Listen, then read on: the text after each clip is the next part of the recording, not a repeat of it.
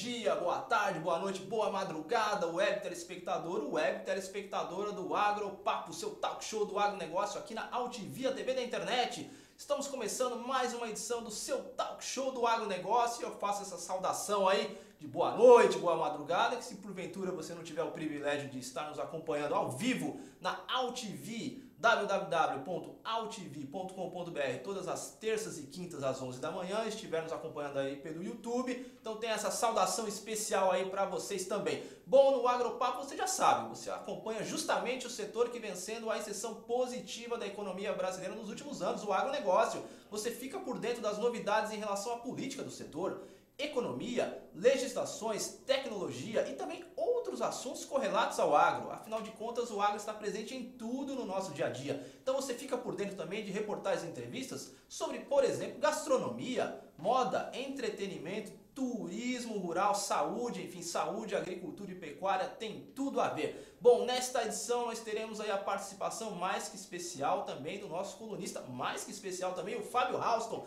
da Paralax Consultoria, que vai apresentar aí um diagnóstico aí e as estimativas aí, previsões para as principais commodities, os principais produtos agrícolas. Fábio, mais uma vez, é uma satisfação contar contigo aqui no Agropapo, meu caro.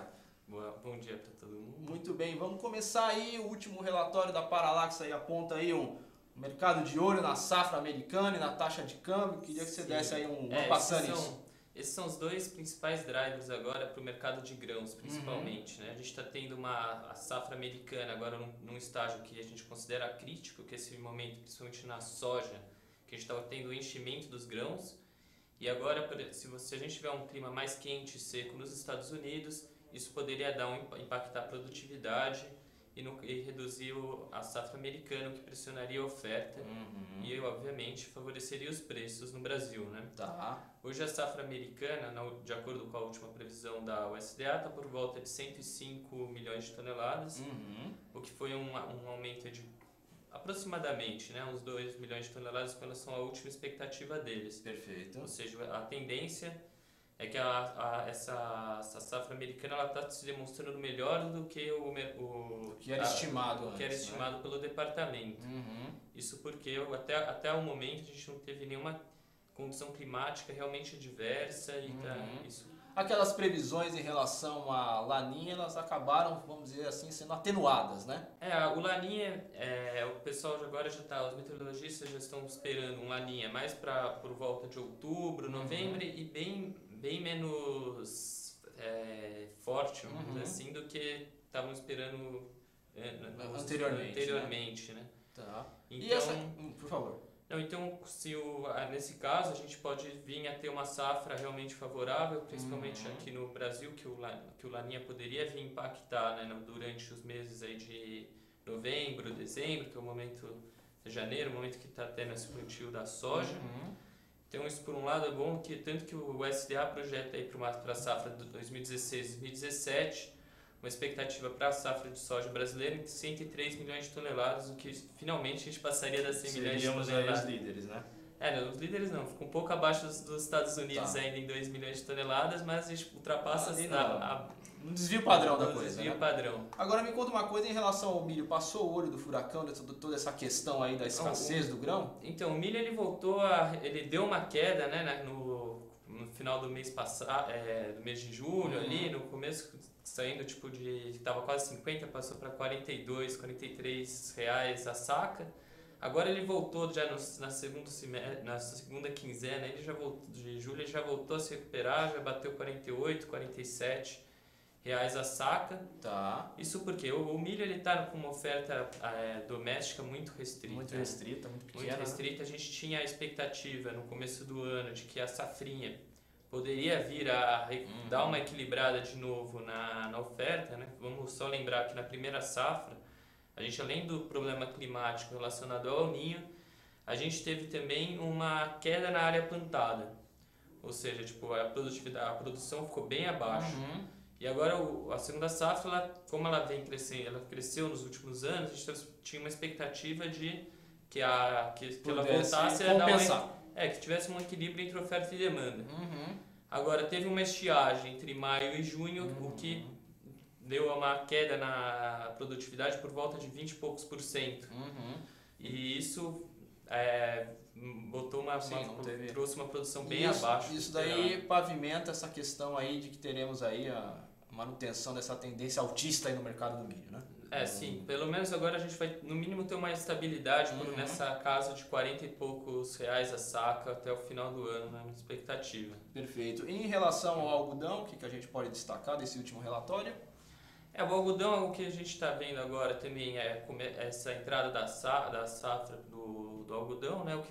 Então tem muita gente retraída agora em compra, esperando que essa melhora na oferta possa trazer uma leve tendência de queda. Tá. Mas o algodão também apresentou uma valorização muito elevada com relação aos anos anteriores. Ele manteve um preço aí de R$80 a arroba, por volta de R$80 a arroba. E a tendência é que ele vai se manter num preço bom. A questão do algodão é o seguinte: hoje a gente tem um estoque global que é realmente assustador. Se a gente pegar e dividir fazer uma relação com o consumo global, isso daria 80 e poucos %. Perfeito. Ou seja, se a gente ficasse quase um ano assim, sem produzir, a gente ainda daria para consumir muito esse estoque ainda, né? Isso está principalmente pela China, que lá por 2010, 2011, eles aumentaram muito as importações deles de algodão. E isso favoreceu os preços. Ele teve até um pico, né, durante esse período nos preços do algodão. E, enfim, eles ficaram com 14 milhões mais ou menos de toneladas de algodão só na China. E essa, eu acho que isso que é o principal driver. Agora a questão é qual é a qualidade desse estoque de algodão que está no país, né? Que isso é uma coisa que ainda indaga o mercado, porque tem algodão antigo estocado lá dentro, que já vai perdendo a qualidade. Perfeito. Né? E do açúcar, o que a gente pode destacar? Bom, o açúcar foi uma coisa... Normalmente nesse período, assim, entre maio, junho e julho, que você tem um avanço da moagem, normalmente você tem uma queda expressiva no preço do açúcar. Tanto que no ano passado a gente estava com o preço lá por volta de 50, que é até 44. Depois ele volta a subir para setembro, outubro. Né, que já vai diminuindo o ritmo, aumentando as chuvas na região sudeste do país. Então, e esse ano isso não aconteceu. Tá. Esse ano a gente teve uma leve quedinha, assim, uma demonstração agora esses meses, assim, tipo, passando de 86 para 85, 84. Então a gente está com uma expectativa aí do açúcar voltar a subir ainda com força, principalmente porque o mercado global está sem açúcar. Você tem a produção mundial pegou esse impacto do El Niño muito forte. A gente ficou com estoques muito abaixo dos anos anteriores. Correto. E a gente tem uma expectativa aí de um déficit na produção de açúcar com relação ao consumo, né? Tá, então a tendência também do açúcar ainda é de manter em alta. E voltando a subir, principalmente agora em setembro, outubro e novembro, já pode voltar a subir. E vai depender muito agora, que a gente estava comentando no começo também, dessa relação da taxa de câmbio brasileira, que deu uma valorizada agora no real, né, nos últimos meses. Mas ainda a gente ainda tem que estar todo mundo de olho para saber o que realmente vai acontecer. O que vai acontecer, por exemplo, com relação essa questão do impeachment, da decisão política, o que pode impactar ainda na taxa de câmbio. Tá. A taxa de câmbio é sempre previsivelmente imprevisível. Exatamente. Os economistas falam, né, que é difícil você conseguir prever a taxa de câmbio. Né? Legal, meu caro. Bom, nós vamos terminar esse primeiro bloco aqui. Aí no segundo bloco vamos falar aí justamente das proteínas animais, enfim, das carnes e do suco de laranja e do café, ok? Perfeito. Muito bem, nós vamos ao intervalo do Agropapo, seu talk show do agronegócio, aqui na Altivia TV da internet. Não deixe de curtir a nossa fanpage, que é facebook.com/agropapo. Também siga-nos no Twitter, que é @agro_papo. E o Agropapo também está presente em outras redes sociais, aí no Google+, Google+, LinkedIn e em breve também no Instagram. Bom, se você quiser rever este e outros programas, é só digitar Agropapo lá na busca do YouTube. Vamos ao intervalo e voltamos já já.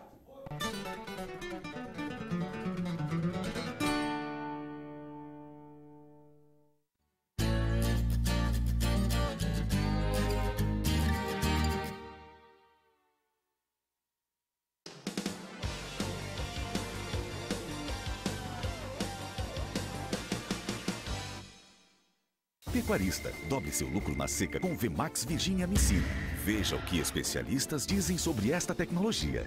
E a Virginia Amicina, na verdade, tem viabilizado um sonho de mudança da rentabilidade dos pecuaristas que participam conosco. Então, acho que a Virginia Amicina é uma tecnologia que veio para ficar. Nós já temos vários clientes utilizando essa tecnologia com resultados fantásticos. Não dá para deixar de utilizar. Exija Virginia Amicina no mineral do seu rebanho.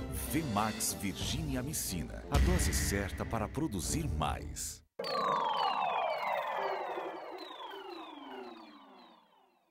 Pecuarista, dobre seu lucro na seca com Vmax Virginia Amicina. Veja o que criadores como você dizem sobre esta tecnologia. Hoje, a Virginia Amicina, no meu sistema de produção, ela é indispensável. O que eu estou tendo de resultado é justamente utilizando a Virginia Amicina. A Virginia Amicina realmente dá resultado. Já tenho recomendado para vários pecuaristas. Demorou, errou. Viu como é simples? Exija Virginia Amicina no mineral do seu rebanho. Vmax Virginia Amicina. A dose certa para produzir mais.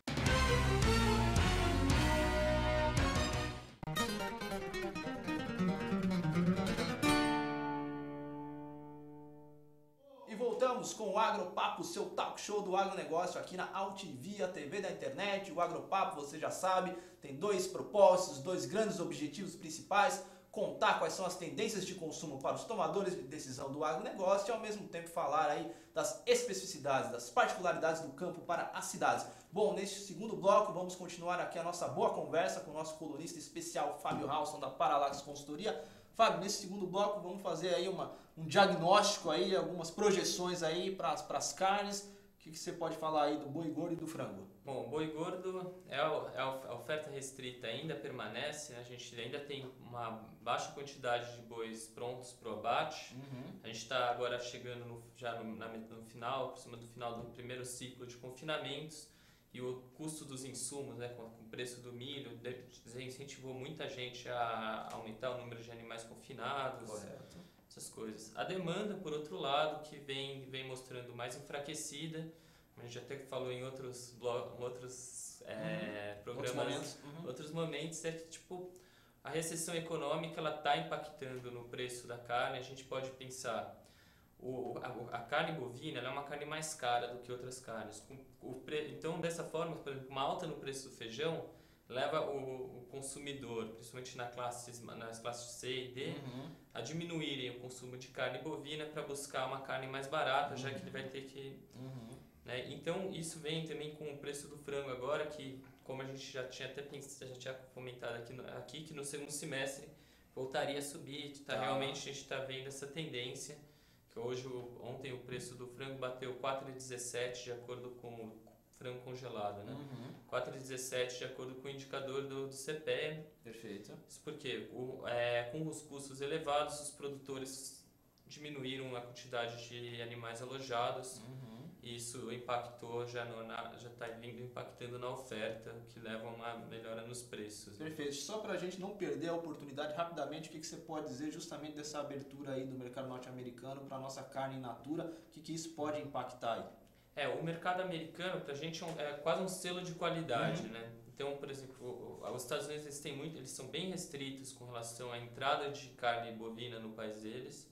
Eles não entram qualquer carne, qualquer probleminha que você tiver, uma aftosazinha que teve lá no meio de Rondônia, lá no impacta na carne do Rio Grande do Sul. Já aparece no jornal, eles já seguram. Então, tipo, entrada para os Estados Unidos é um selo de qualidade. Uma certificação, né? É uma certificação de que a carne brasileira ela está com qualidade hoje, ela é uma carne de qualidade. Isso vai abrir espaço não só nos Estados Unidos, mas pode aumentar no resto do mundo inteiro. Né? Então isso pode dar uma segurada muito boa na demanda, no escoamento da produção, justamente por causa dessa questão do que agora tem um selo que os Estados Unidos compram. Então isso pra gente é excelente. É importantíssimo. E do café e do suco de laranja, o que a gente pode pontuar? Café, a gente está vendo aí, chegou agora no final da safra do café Conilon, né? A gente teve uma queda na oferta esse ano bem acentuada, principalmente por causa do El Niño, que afetou bastante o clima lá no Espírito Santo, na região ali de Rondônia. São importantes produtores desse tipo de café. Então isso daí, quando você teve uma queda ali, a tendência agora é você aumentar os blends, né, para o Arábica, para suprir essa falta na oferta. Algo que vem segurando, limitando mesmo essa alta, foram os leilões que a Conab fez, já antecipando esse movimento. Tá. O preço do café, se a gente pensar, ele estaria bem acima de 500, ele está se mantendo segurando ali nesse momento, porque a Conab ela decidiu vai vender em leilões quinzenais 1,3 milhões de toneladas de... Tá. Não, desculpa, 870 mil toneladas, mais ou menos, né? De café esse ano, e vendendo já teve um agora de 67 mil toneladas. Então Perfeito. E do suco, tendência altista aí dos preços? O suco de laranja, agora a gente está entrando nessa temporada de furacões na Flórida, né? A gente tem o greening ainda lá nos Estados Unidos, ele veio com tudo, até por um erro na minha opinião, um erro até de prognóstico deles, que analisaram o greening mais como uma falta de deficiência nutricional do que realmente uma doença. Então, no curto prazo, se você coloca fertilizante na planta, ela dá uma melhorada no curto prazo. Então, mostrava isso. E o Brasil já foi pelo lado oposto, né? O problema da laranja é que a gente o estoque global está bem reduzido, a gente vai ter uma segunda safra produção de suco de laranja abaixo do consumo, correto, de acordo com a última previsão do USDA também. Então, a tendência, né, é manter uma tendência de alta no suco, porque você tem uma oferta, uma produção abaixo da demanda, né? Então, não tem como... Legal, meu caro. Bom, quando é que sai o próximo relatório? Agora o próximo relatório a gente lança dia 16 de agosto, né?